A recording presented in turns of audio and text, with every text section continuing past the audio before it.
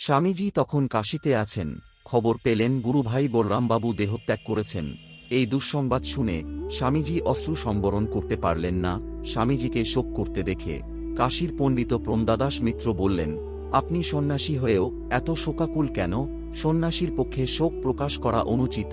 স্বামীজি উত্তর দিলেন, বলেন কি, সন্ন্যাসী হয়েছি বলে হৃদয়টা বিসর্জন দেব?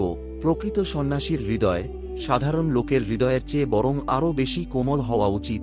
হাজার হোক, আমরা মানুষ তো বটে। আর তাছাড়া তিনি যে আমার গুরুভাই ছিলেন।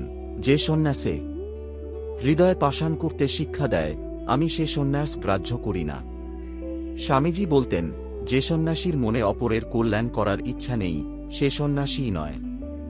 বলতেন, বহুজন হিতায় বহুজন সুখায় সন্ন্যাসীর জন্ম, পরের জন্য প্রাণ দিতে, জীবের গগনভেদী ক্রন্দন নিবারণ করতে, বিধবার অশ্রু মুছাতে, পুত্র বিয়োগ বিধুরার প্রাণে শান্তিদান করতে, অজ্ঞ ইতর সাধারণকে জীবন সংগ্রামের উপযোগী করতে, সকলের ঐহিক ও পারমার্থিক মঙ্গল করতে এবং জ্ঞানালোক দিয়ে সকলের মধ্যে প্রসুপ্ত ব্রহ্মসিংহকে জাগরিত করতে জগতে সন্ন্যাসীর জন্ম হয়েছে।